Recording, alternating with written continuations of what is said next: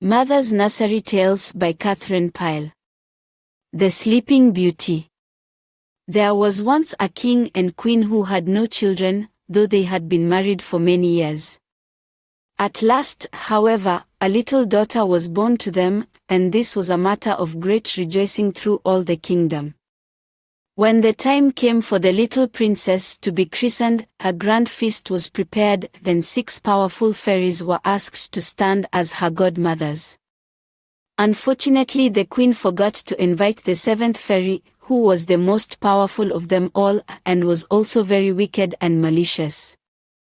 On the day of the christening, the 6 good fairies came early, in chariots drawn by butterflies, or by doves or wrens or other birds. They were made welcome by the king and queen, and after some talk they were led to the hall where the feast had been set out.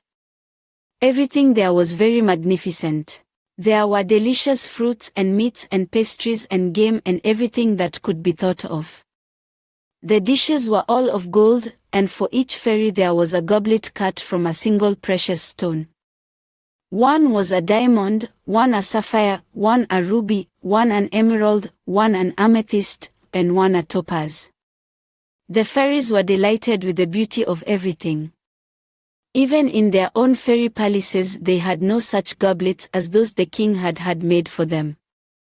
They were just about to take their places at the table when a great noise was heard outside on the terrace.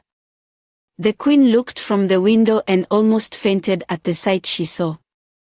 The bird fairy had arrived. She had come uninvited, and the queen guessed that it was for no good that she came. Her chariot was of black iron, and was drawn by 4 dragons with flaming eyes and brass scales. The fairy sprang from her chariot in haste, and came tapping into the hall with her staff in her hand.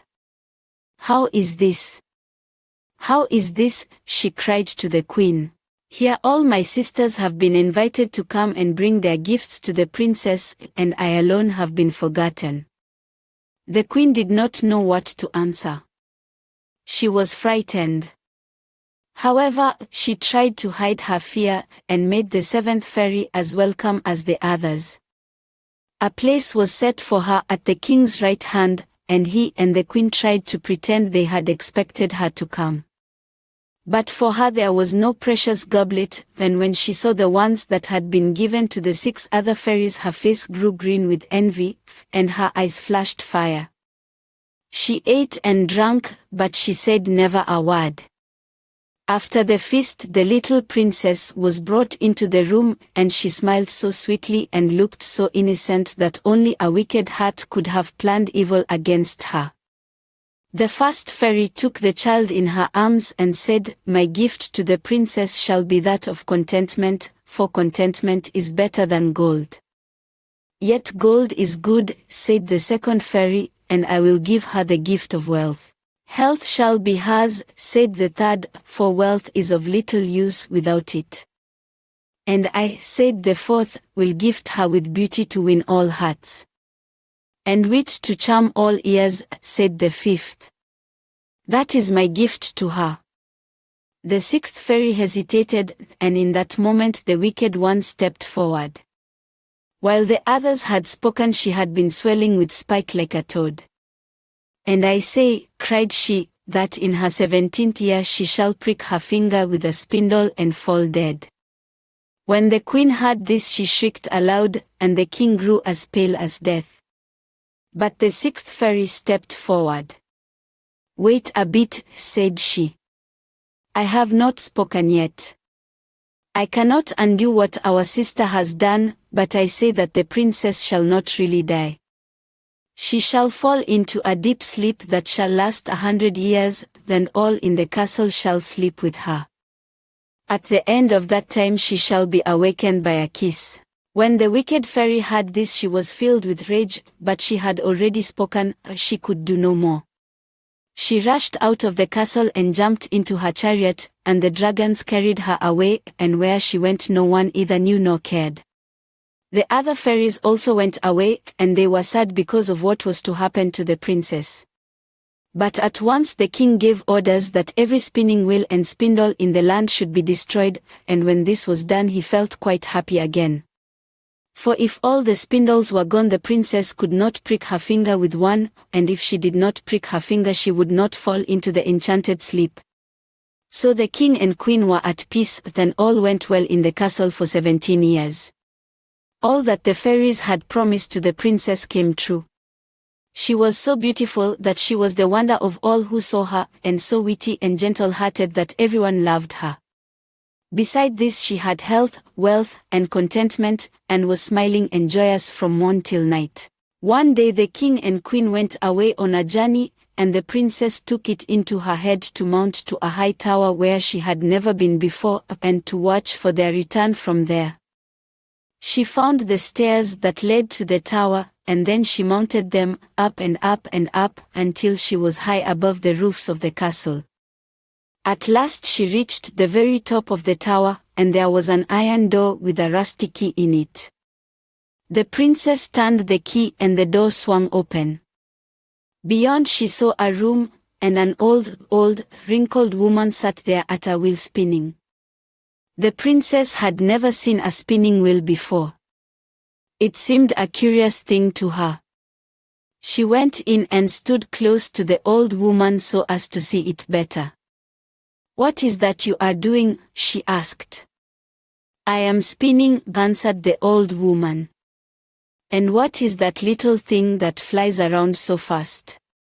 "That is a spindle." "It is a curious little thing," said the princess, and she reached out her hand to touch it. Then the point of the spindle pricked her finger, and at once the princess sighed, and her eyes closed, and she sank back on a couch in a deep sleep. Immediately a silence fell also upon all in the castle. The king and queen had just returned from their journey, they had alighted from their horses and had entered the castle, and just then sleep fell upon them. The courtiers who followed them also fell asleep. The dogs and horses in the courtyard slept, and the pigeons on the eaves. The boy who turned the spit in the kitchen slept, and the cook did not scold him, for she too was asleep. The meat did not burn, for the fire was sleeping. Even the flies in the castle and the bees among the flowers hung motionless. All slept. Then all about the castle sprang up an enchanted forest that shut it in like a wall. The forest grew so dark and high that at last not even the topmost tower of the castle could be seen. But though the princess slept she was not forgotten. Many brave princes and heroes came and tried to cut their way through the forest to rescue her, but the boughs and branches were as hard as iron, and moreover as fast as they were cut away they grew again, also they were twisted so closely together that no one could creep between them. Then as years passed by, the brave heroes who had sought the princess grew old and had children of their own. These, too, grew to be men and married, and at last the princess was forgotten by all, or was remembered only as an old tale. At last 100 years had slipped away, and then a young and handsome prince came by that way. He had been hunting, and he had ridden so fast and eagerly that he had left his huntsman far behind. Now he was hot and weary, and seeing a hut he stopped and asked for a drink of water. The man who lived in the hut was very old. He brought the water the prince asked for, and after the prince had drunk, he sat a while and looked about him. "What is that darkness, like a cloud, that I see over yonder?" he asked. "I cannot tell you for sure," said the old man, "for it is a long distance away and I have never gone to see. But my grandfather told me once that it was an enchanted forest. He said there was a castle hidden deep in the midst of it, and that in that castle lay a princess asleep.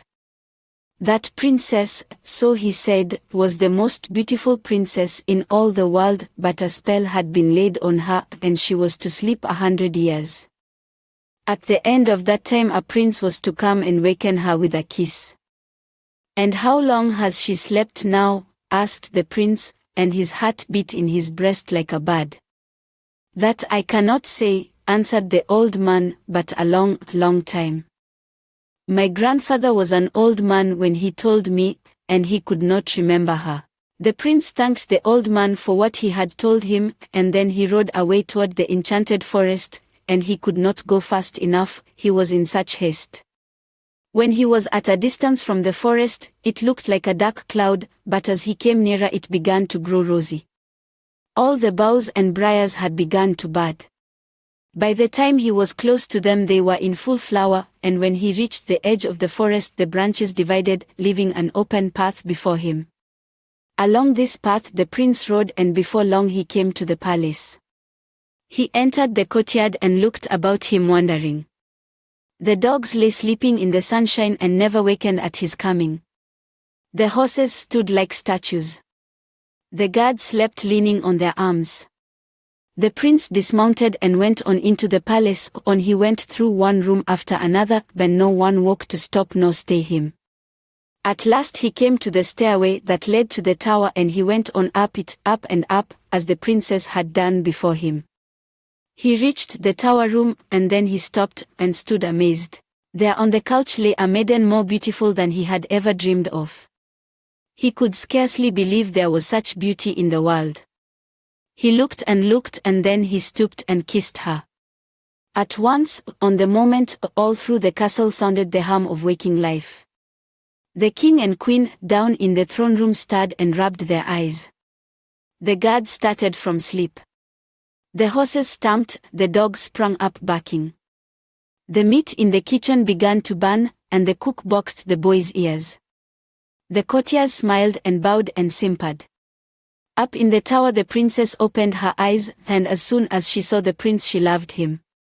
He took her hand and raised her from the couch. "Will you be my own dear bride?" said he. And the princess answered yes. And so they were married with great rejoicings, and the 6 fairies came to the wedding and brought with them gifts more beautiful than ever was seen before. As for the 7th fairy, if she did not burst with spite she may be living still. But the prince and princess lived happily forever after.